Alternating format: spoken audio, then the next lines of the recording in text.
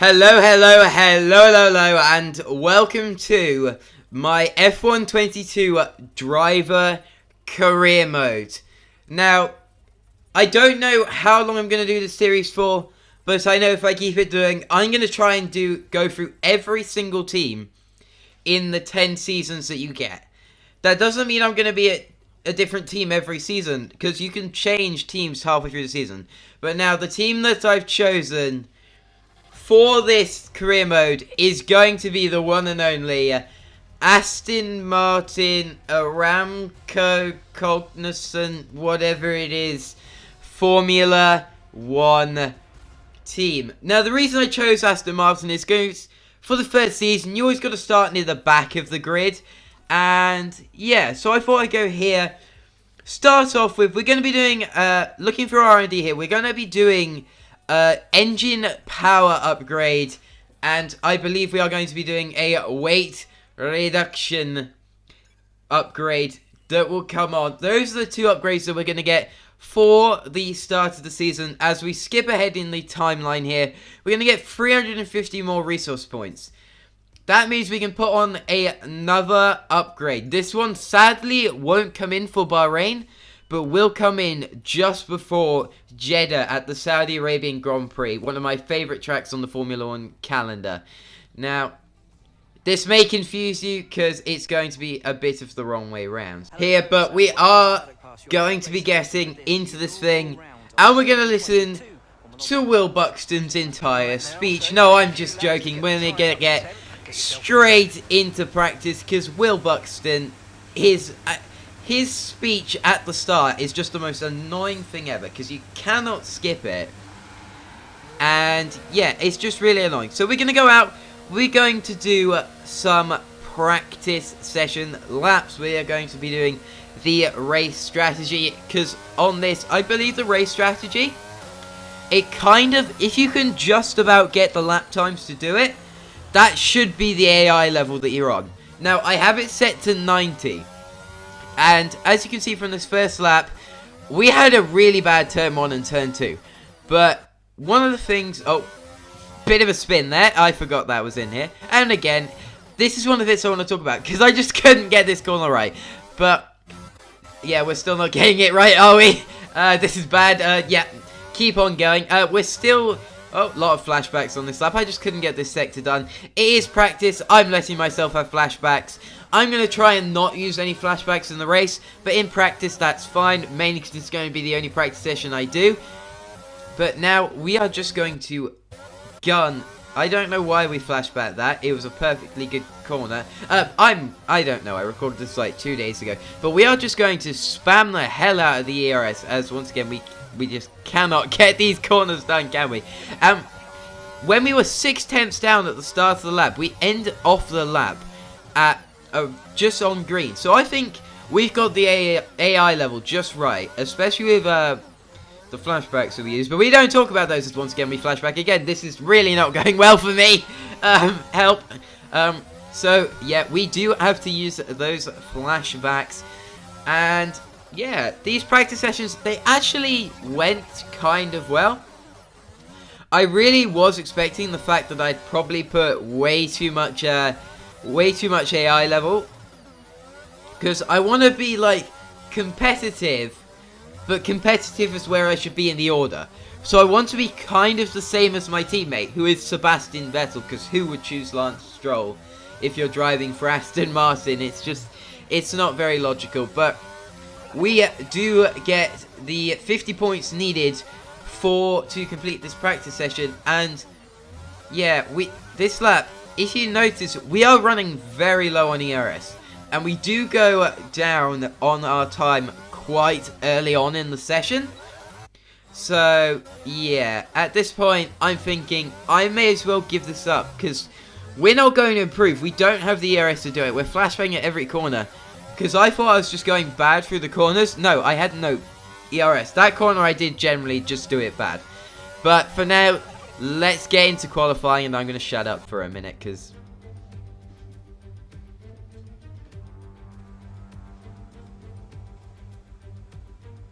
I'm at the wrong bit. I don't know why I'm shutting up.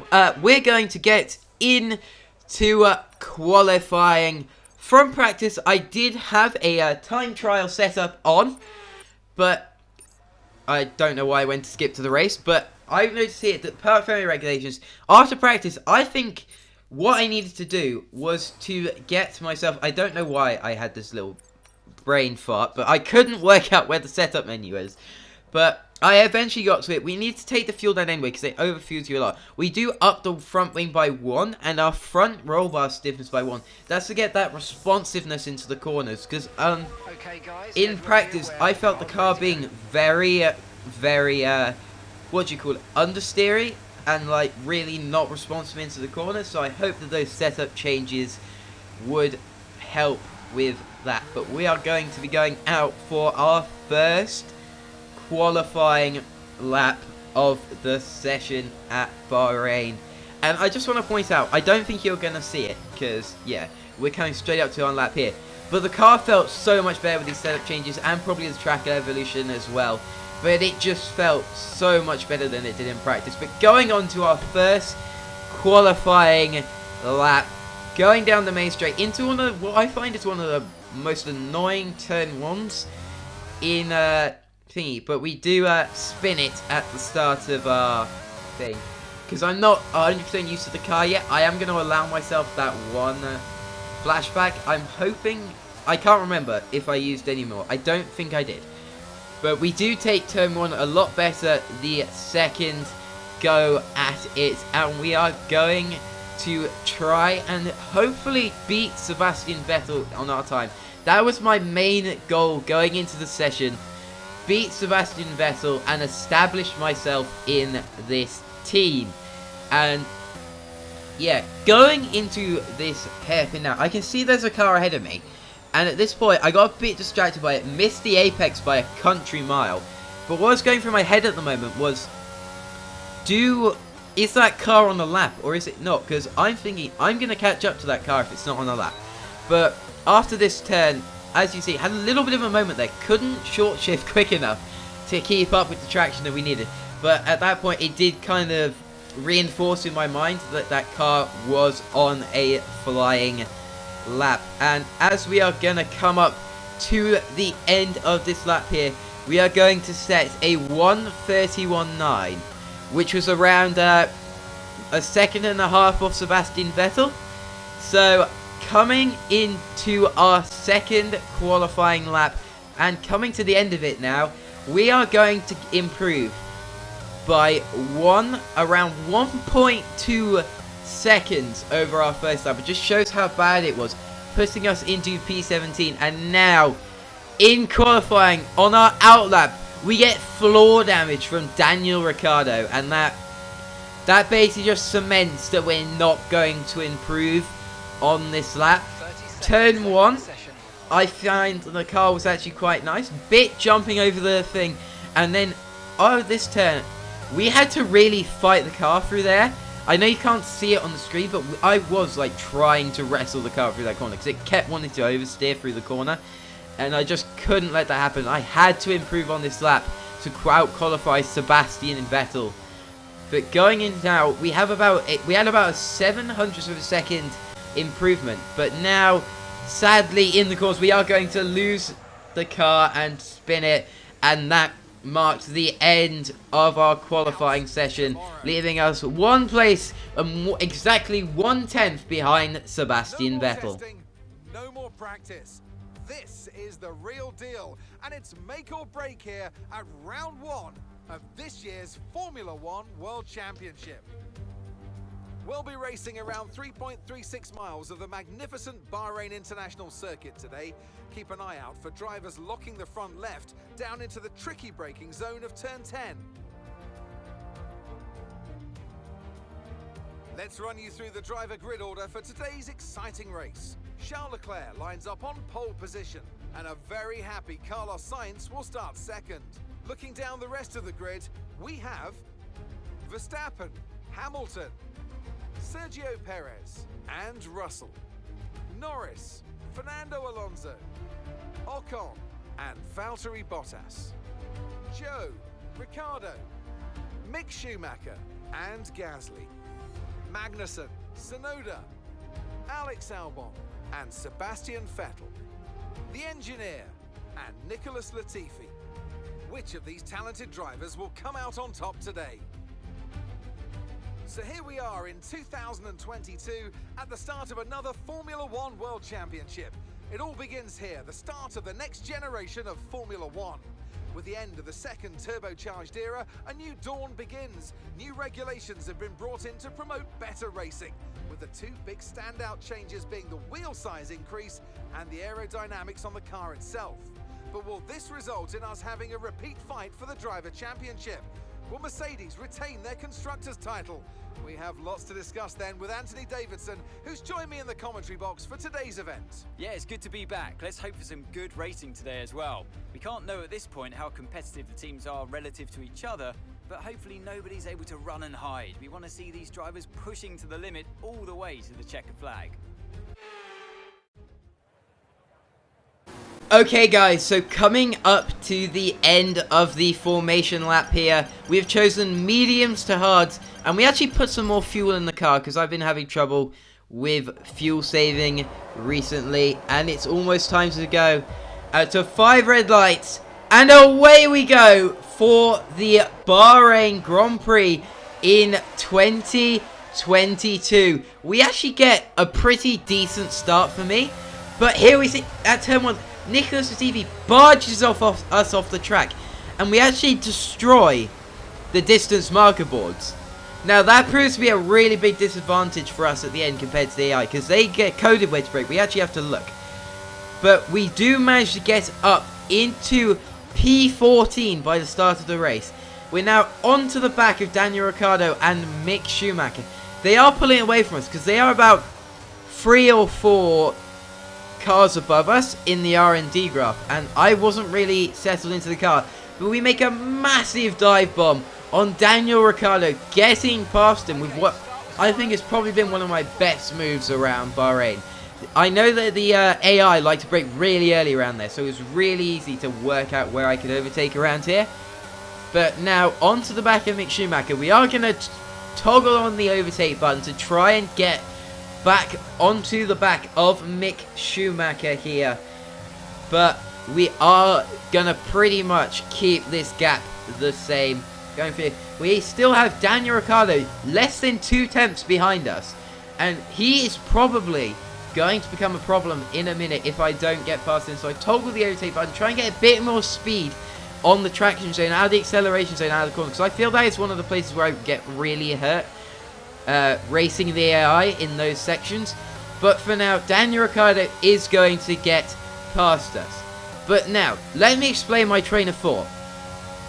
DRS is going to be enabled at the end of this lap, so I need to basically just hold up Daniel Ricciardo so that I get DRS from him, because I know I've already lost it from Mick Schumacher, whatever happens. So I need to keep Daniel Ricciardo within 1 second. And I thought the best way to do that was to get ahead of him and then let him pass on that final, like the third or fourth straight of the lap, on towards the going onto the main pit straight.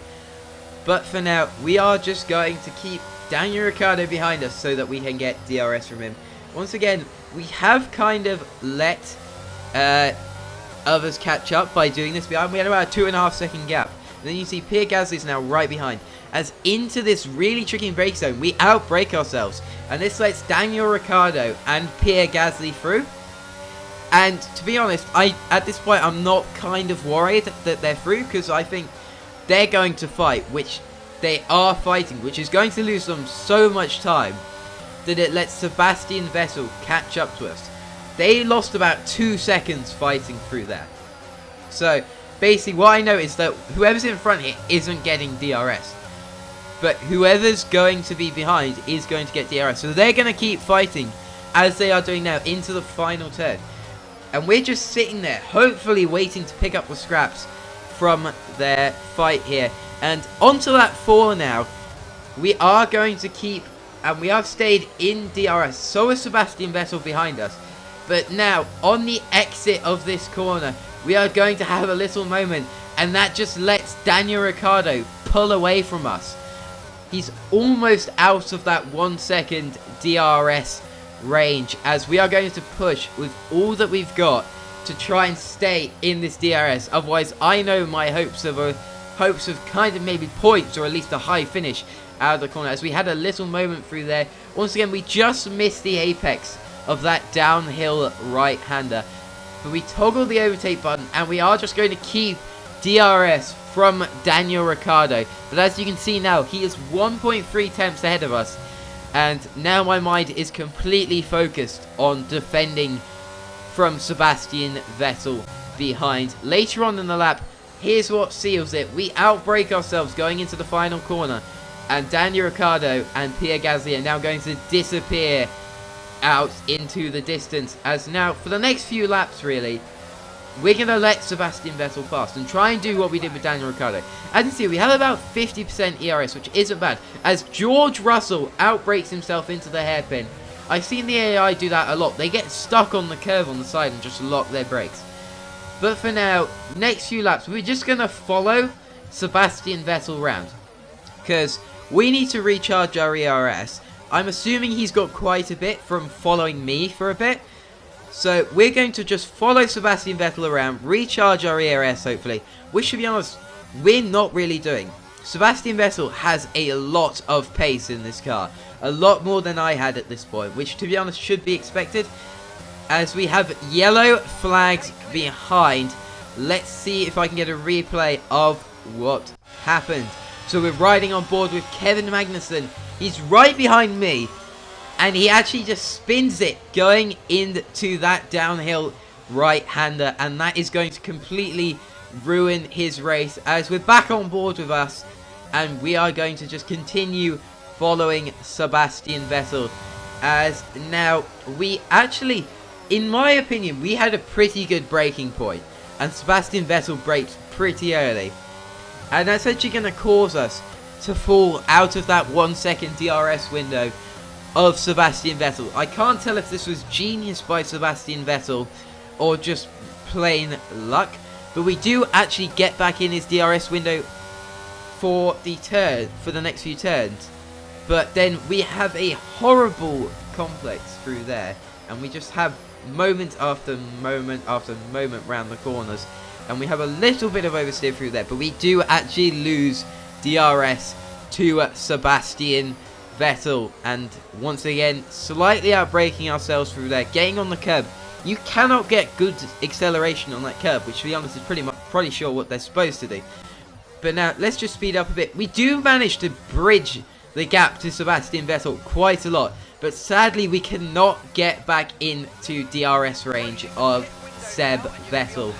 And now we have Yuki Tsunoda coming up our inside. We're gonna let him pass slightly so that we can get DRS on him.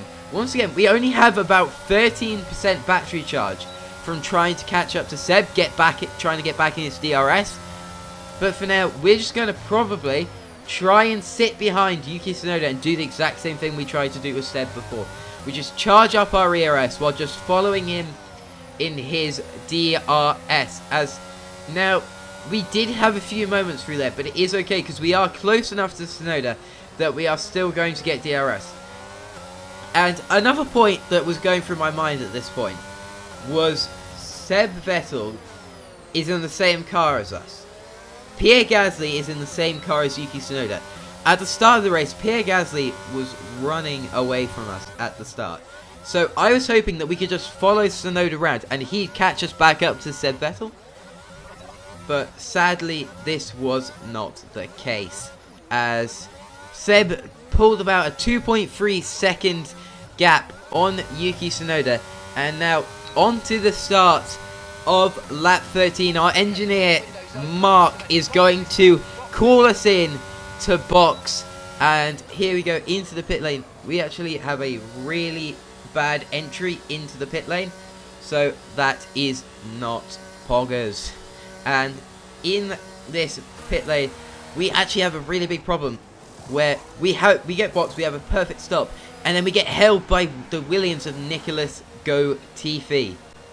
And little did I know at this point, this was going to become quite a significant event that happened in the race. Because coming out of the pits, with cold tyres, we were not able to slow down the car enough and have enough grip to turn in here, which allows the other Williams of Alex Albon to catch up to us, and he is right on our diffuser as we now skip to the end of lap 15, where Tsunoda, who we were about 3 seconds behind, is now almost 6.5 seconds ahead of us.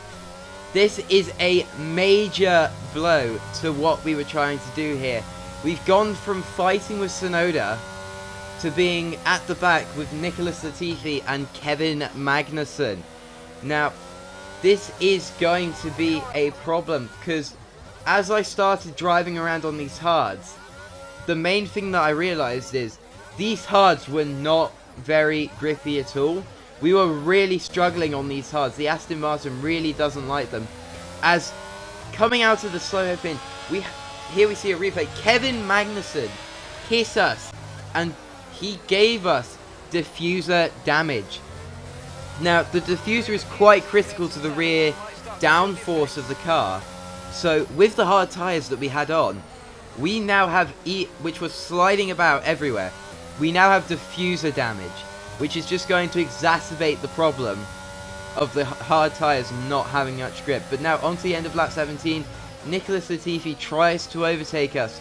He doesn't quite get there. We're going to hang it round on the outside of the lap. We get through here, try and squeeze him a bit to the inside, go a bit deep into the corner, but we do manage to stay ahead of Nicholas Latifi as we miss the apex into the slow downhill right-hander. We're going to stay at him. He is going to get DRS on us though, as